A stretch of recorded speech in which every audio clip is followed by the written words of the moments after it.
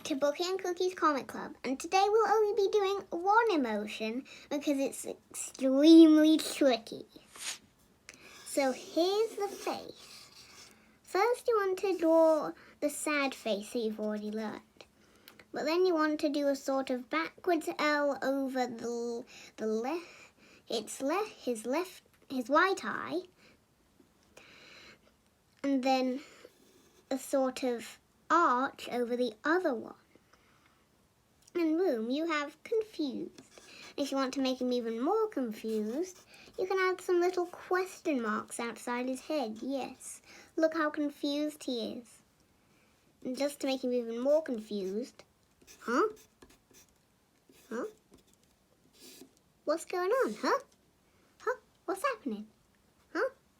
What's going on? Thank you for watching, and don't forget to come back for our next How to Draw lesson. Bye!